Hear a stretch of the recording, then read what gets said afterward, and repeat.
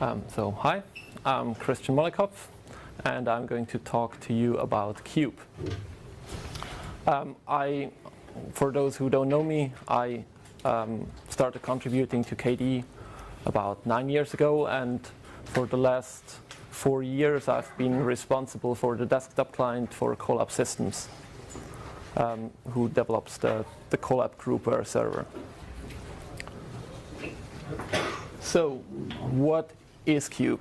Cube is a modern communication and collaboration client. It's email, it's calendaring, it's task management, but it's also instant messaging, note-taking.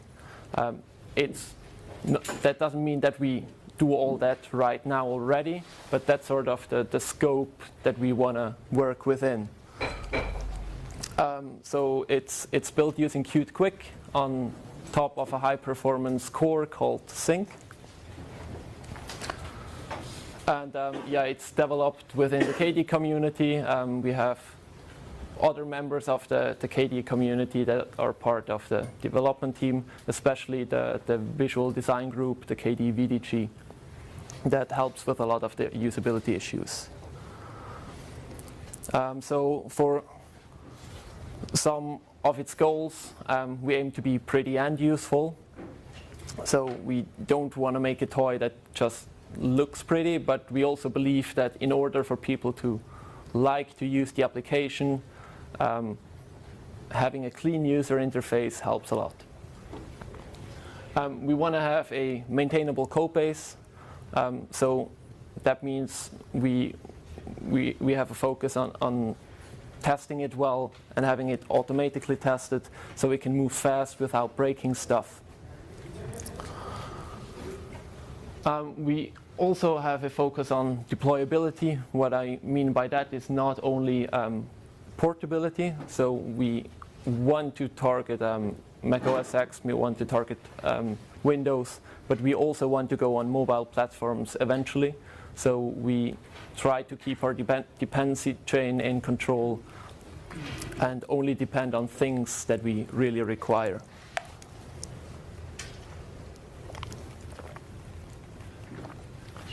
But by deployable, we also mean that we want to support automated setup. So if you have large deployments, which we, for instance, do with Colab Systems, then you want to be able to script most of the setup process and have the necessary tools for that as well.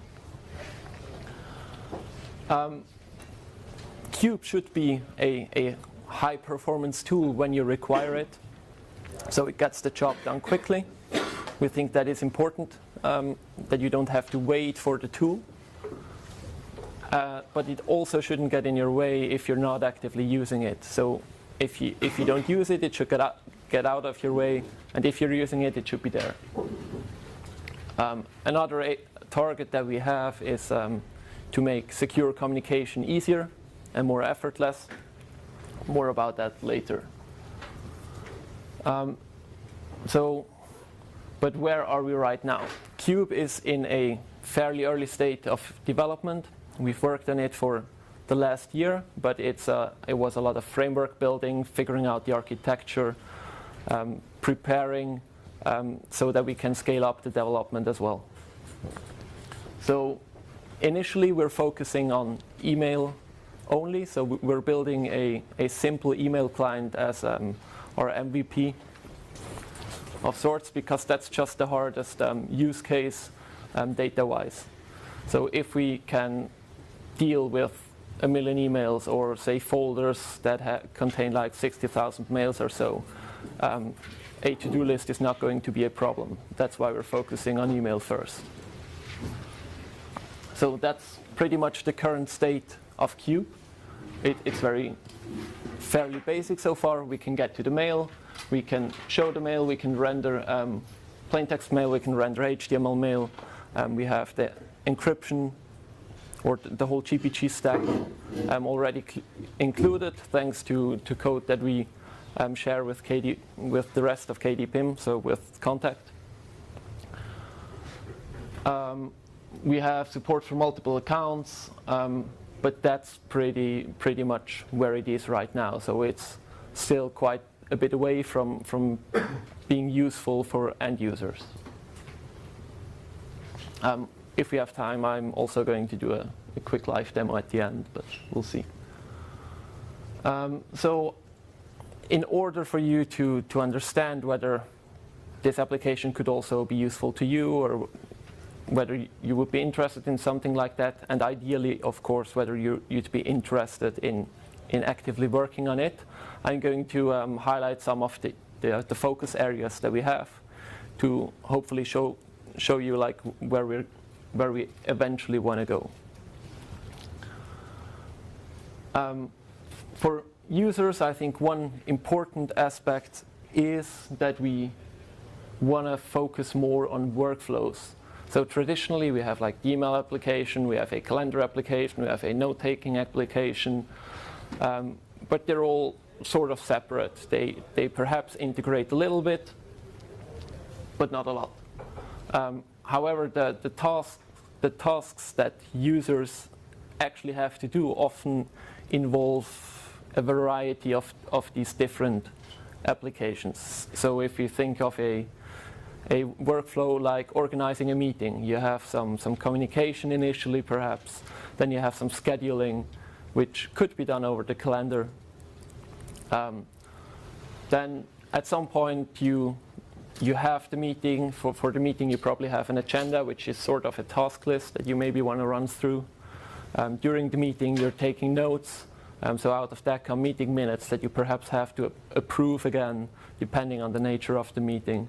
So there is quite a variety of different tasks in there where we think we can support the user better if we modeled that and not just gave him like an email application and a calendar application and then leave him up to figuring it out himself.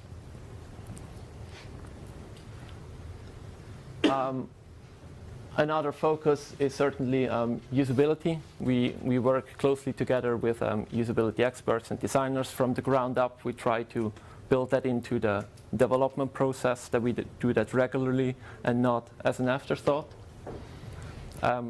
We don't want to solve all possible use cases with Cube. We believe that for a good user experience, we have to figure out which problems we have to solve and then focus on them and try to solve them cleanly and thus do what we do right instead of just adding features because we could. Another focus point in regards to usability is certain the whole security aspect, because currently this is just fairly complex, leading to users not using encryption, for instance, because you have to set it all up yourself. And we believe there are a lot of opportunities to improve upon that by integrating, for instance, the key management into the address book, by using things like trust and first use, by having a simple visualization integrated with like a color scheme, green, yellow, red. So you recognize immediately whether a communication channel is secure or you don't know, or actually insecure because the key was revoked, for instance. Cube is first and foremost a networked application, because if we're building a communication and collaboration solution, you're gonna want to communicate with someone, and what that means is we focus only on content that you have typically stored on a remote server. We don't want to rely too much on local data, because if we do that, then we, for instance, break the multi-device use case. So if you have a web interface, you have a laptop, you have perhaps a mobile device, if you rely on your local data of one of these devices, then you're not going to have that same data available on another device. So therefore we believe we should take this as a focus point and say, okay, that if the data is not available on the server, then we're not going to use it. That doesn't mean you can't use it with local data like a mail deer. We, for instance, have right now a MailDir backend for Cube, which then just treats the MailDir as the remote content, but that's just not really the focus point.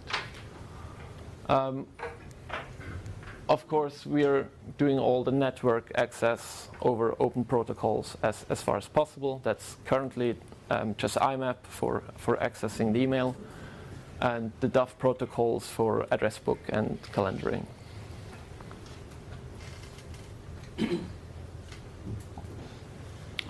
From the development perspective, I think one of the most important aspects is that we are trying to build reusable components.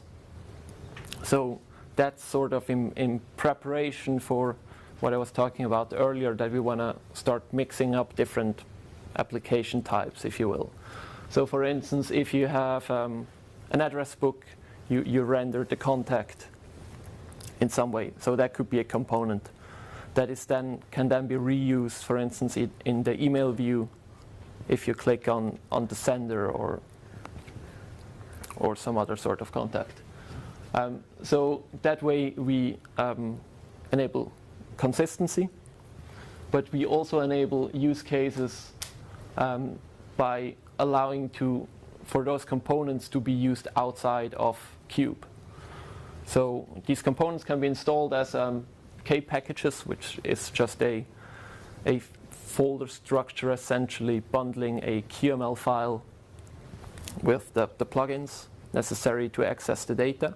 So the component itself knows how to get to the data. So if you have a calendar component, you could, for instance, show that in your desktop clock applet, and then you get the full power of your regular calendar that you're used to inside that clock applet.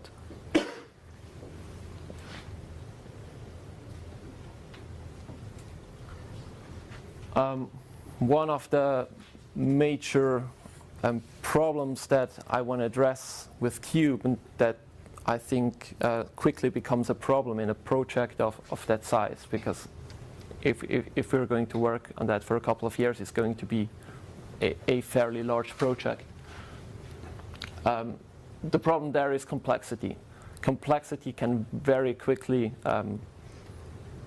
become so big that you can't really move anymore, and that it feels a bit like a Rube Goldberg machine, where you touch one part and then something else moves, and that triggers another process, and that just becomes very difficult to reason about after some time.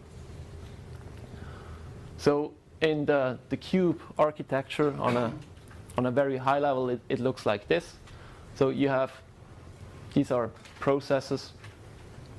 You have the Cube process, and you have here two backends that are called resources.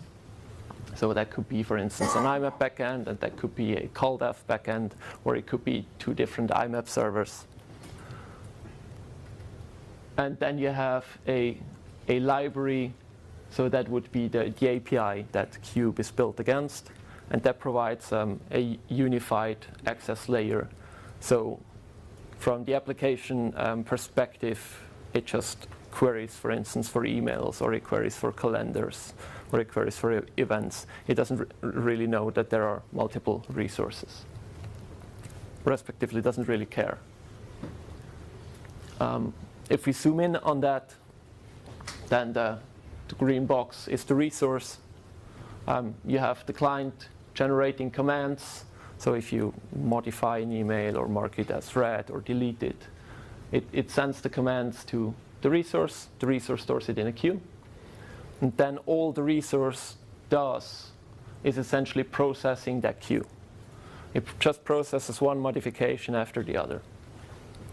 And all these modifications go through a pipeline.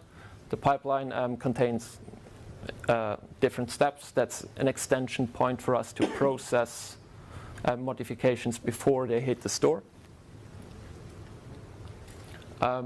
So in there we could, for instance, do things like filtering or so to folders. So and once that pipeline is processed, we hit the store. a notification is emitted that the revision of the store has changed. That's just never increasing revision. And then clients will just update once they get it. So they just replay the changes. On the other side, we have the source, which would, for an IMAP resource, that would be the IMAP server. So we have a process, synchronizer process here. So not a system level process, but just something that figures out what's the difference between the server and what I have locally, generates a bunch of changes, throws them in the queue. The resource processes it exactly the same way. If the change didn't come already from the source, then the write back will just, it also listens to the revision and will just replay any changes that didn't come from here to the source again, thus synchronizing the state.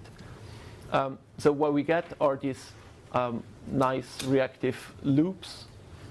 So the client, all it does is listen for changes, and it has a bunch of models that are essentially self-updating and that just replay those changes. And on the other side, you just fire commands at the resource, and then you're done. So that becomes it becomes much easier to reason about the system, and it allows us to mostly contain the state to the database. So we don't have different parts of the system that maintain their own state. And that, I believe, helps a lot with keeping the complexity at bay.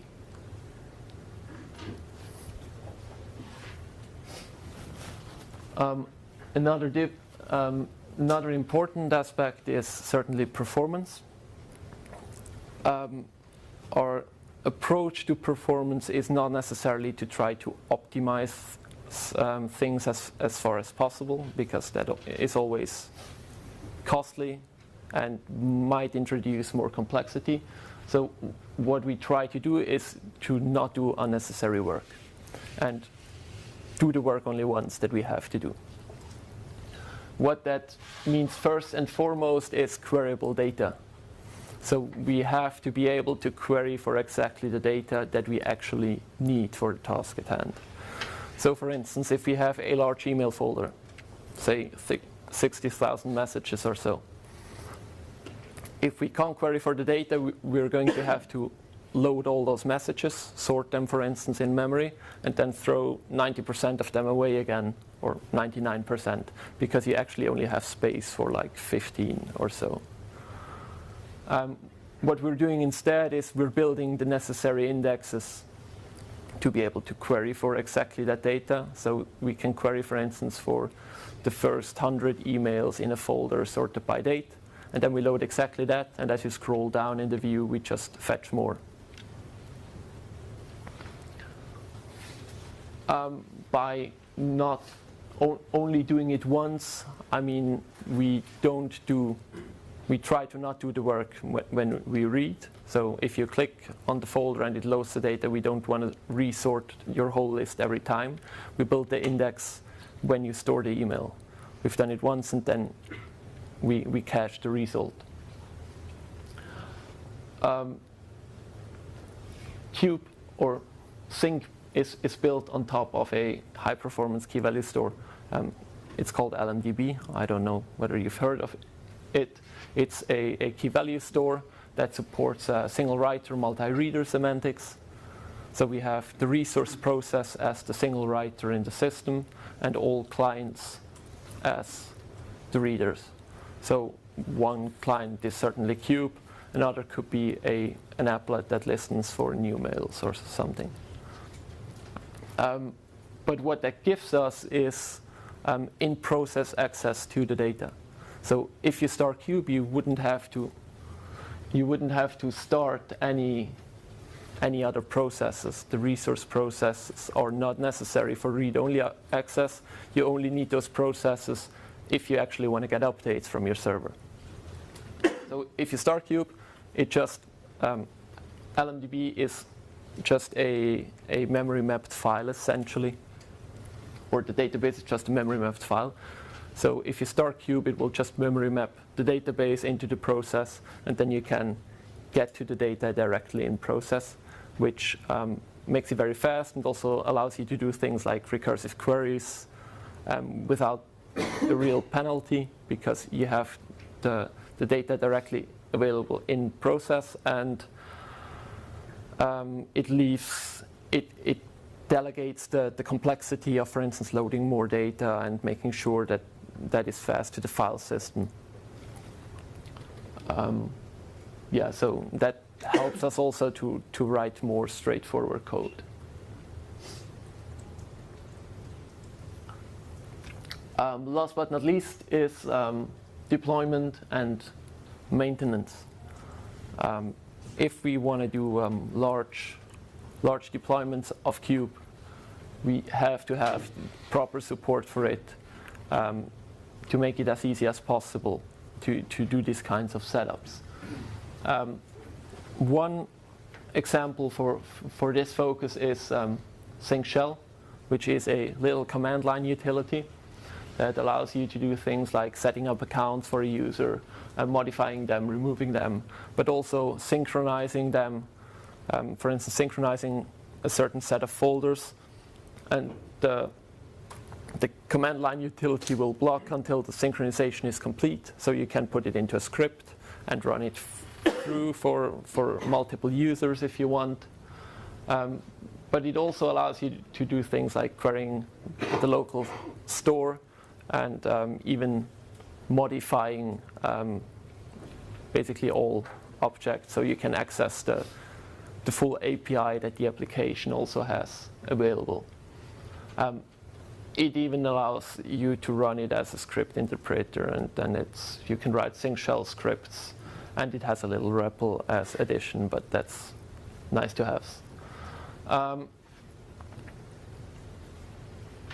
The other important point is definitely a clean separation between configuration and data. What that means, that the configuration contains, for instance, your accounts that you have set up, but everything you download from the groupware server, that is data. So you should be able at any point in time essentially to delete the data, and the only thing that happens is that you have to pull the data again down from the server. But that makes sure, for instance, if you have profile synchronization in a corporate setup, that you can have the configuration files under the profile synchronization, and you can keep the data on the local machine. And if you switch to another machine, you may have to download some data again from the server, but that's about it. Last but not least, we have a configurable logging that you can tune the log levels with sync shell, because we don't want to go the approach that people compile out the logging output, and then we have to provide custom binaries if there is a problem. So we'd rather have proper logging support that we then can also integrate with, for instance, journald or whatever the system supports.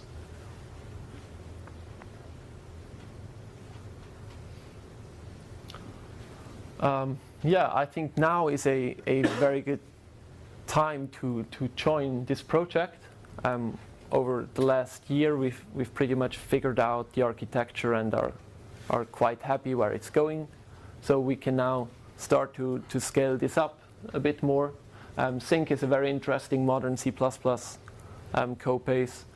So if you're interested in algorithms and performance work and that kind of stuff, then Sync is very interesting, but it's probably a more advanced code base. On the Cube side, it's a lot easier. The whole UI is written in QML, so there's a lot of that. There's a lot of design work. And then there are some models and controllers that are written in C++, but that's fairly straightforward.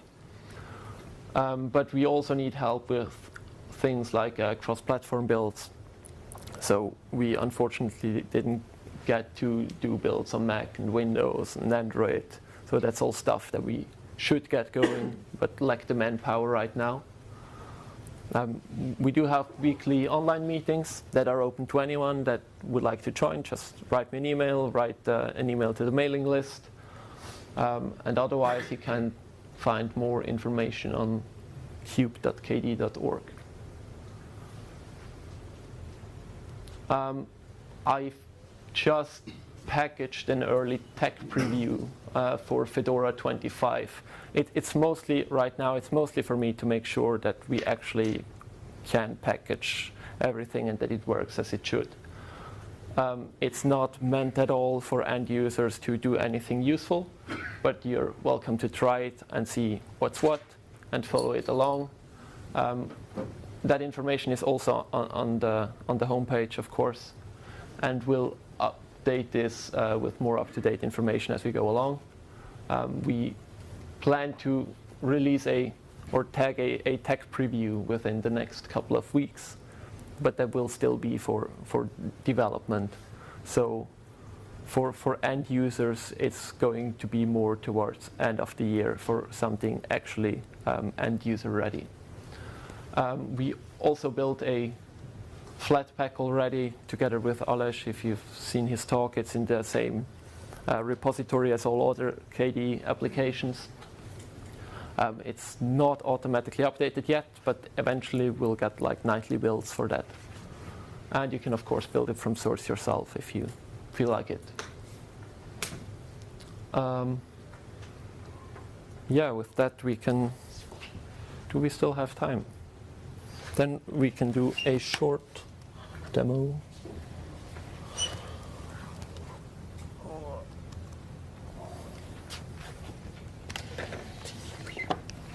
Oh no.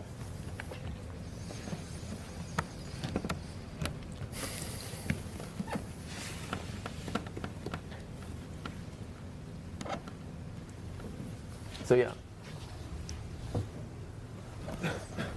Looks a bit interesting on a small screen like that. But yeah, on the right we have like a conversation view. For emails we can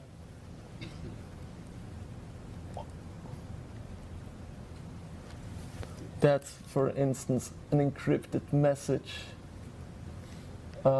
We can render some HTML spam.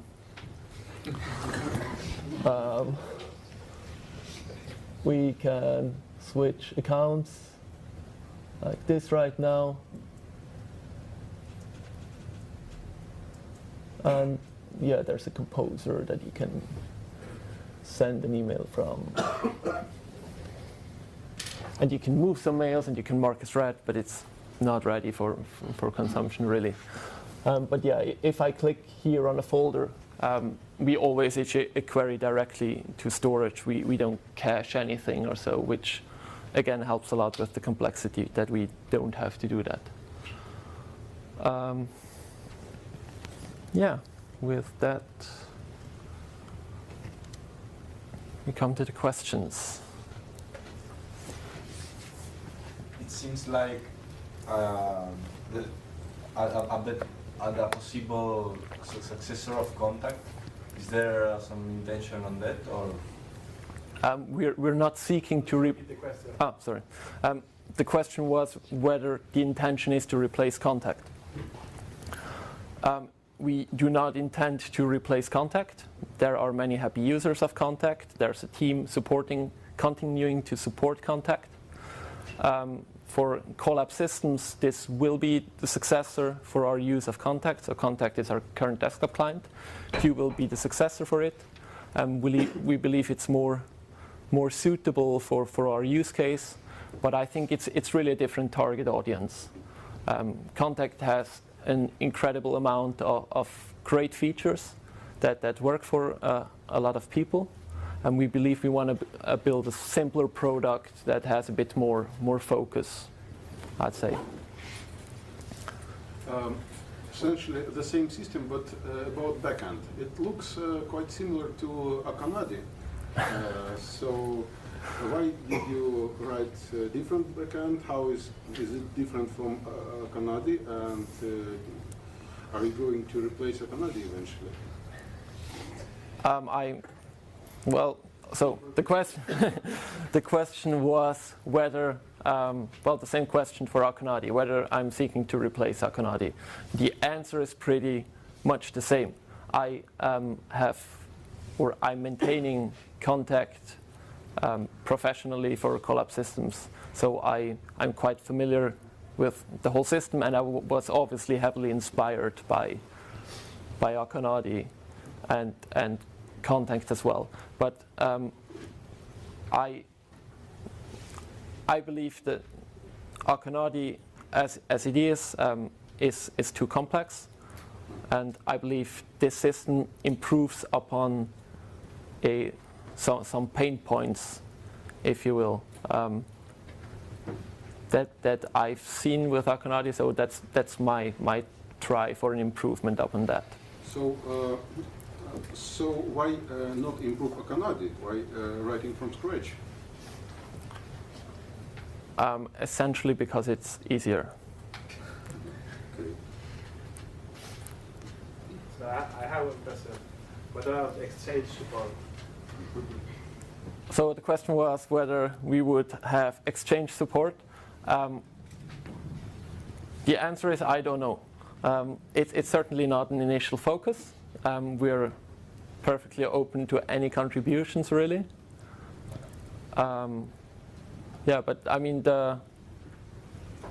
there's nothing in principle from keeping us from having exchange support.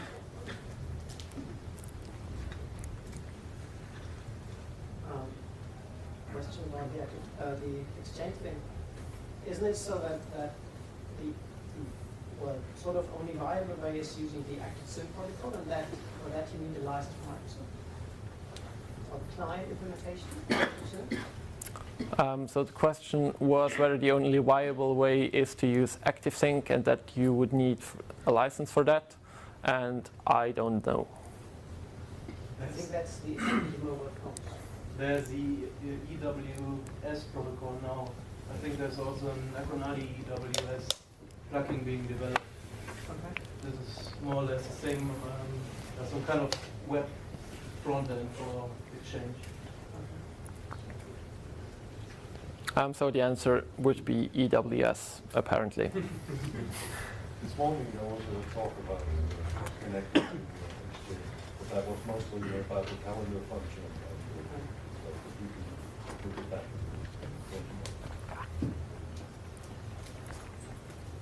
We are out of time. Thank you. Thank you.